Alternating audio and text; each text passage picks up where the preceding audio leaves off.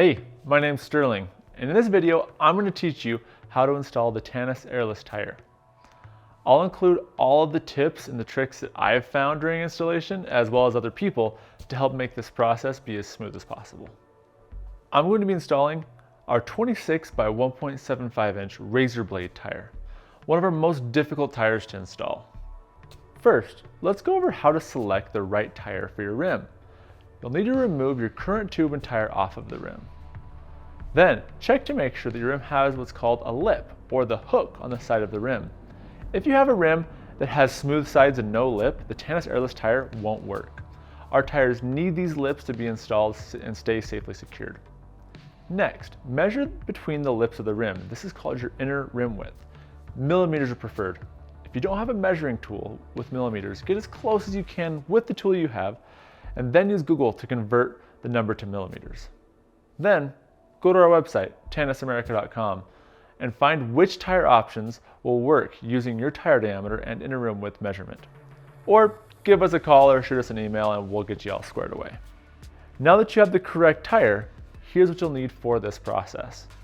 First, a wheel with lips on the rim, or a hooked rim. Second, a Tannus Airless tire. Third, the colored pins that come with the tire. Fourth, the S tool that will also come with the tire. And fifth, needle nose pliers. We also sell what's called a P tool to make installation quite a bit easier. Now, let's get started. Before we get working on the wheel, it can be very helpful to place the airless tire in the sunlight for 30 minutes or so. This can help the tire be a little easier to work with. Easy rule of thumb is the warmer the tire, the easier the installation. If this isn't an option, no worries. First, let's take the rim strip off the wheel. If the rim strip is left on, it can cause issues with the pins and the tire seating in the rim. It can also break and bunch up under the tire down the road. Better to just get rid of the rim strip now. Next, take your needle nose pliers and test fit the pins under the lip of the rim. You'll want to use the pin size that turns easily and securely under the rim edges. A good test is to see if you can pick the rim up by the pin without the pin popping out. If you have two pins that work, we recommend going with the looser option for an easier installation. With the correct pin size selected, insert a pin in each of the holes around the tire. Make sure the flat part of the pin is facing the top or the tread side of the tire. This will be the edge that sits flat against your rim edges. I've found the best way to do this process is to stick each pin into the holes and then use the large flat side of the S tool to press them down into the holes. Use your needle nose pliers to make sure the pins are pushed evenly through on both sides. Now, we'll stretch the tire onto the wheel. There are a few ways you can do this. One way is to rest the wheel against the ground and then, starting at the top, hold and stretch the tire on and around the wheel using constant pressure the entire way around. The constant pressure is very important and can change the install from feeling impossible to being fairly easy. This can be tougher with the thicker tire options, to be fair. Also, be careful of any pins sticking out, they can cut up your hands. If you get to this part and can't seem to get the tire over the rim, use the S tool as a lever to get the last portion of the tire around the rim. One way to get the tire over the rim is to grab a friend. While you hold one side of the tire and the wheel, they can help pull the rest of the tire over. They can also use the S tool to easily pop the tire over the rim while you hold the rest of the tire.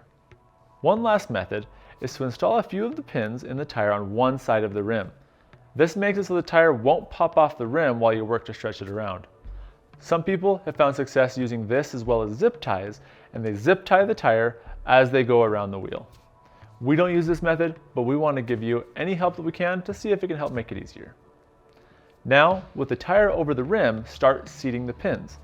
You can use either the S tool or the P tool to push the pin down under the lip of the rim. Start by pushing the material of the tire into the rim directly adjacent to the first pin. This will allow that pin to slide down into the rim. Keep in mind that you should be sliding the pin into the rim, not forcing it. I'm a scrawny redhead and I can do it no problem. Repeat this with every pin around the rim, making sure they completely seat. Some people will try and get tricky and push the pins in by hand using pressure on the tire. This will never work, as the pins may not be visible anymore, but they aren't fully seated. With all the pins seated, It's a good idea to check both sides to make sure that no pin edges popped out or didn't get all the way pressed in. If you see a spot, simply take your S tool or your P tool to press the pin down. If you see any wobbles, check those areas. The tire should ride true on the wheel. If you notice that a pin won't seat, it could be that that pin is broken. If you have a broken pin, simply use needle nose pliers to pull that pin out and install a new pin. Each set of pins should come with 2 to 3 extra pins. The tires have a 50 to 70 mile break-in period, meaning the ride will be a little slower during that period, and we recommend you ride a little more cautiously, so heads up for during rainstorms or over hard cornering.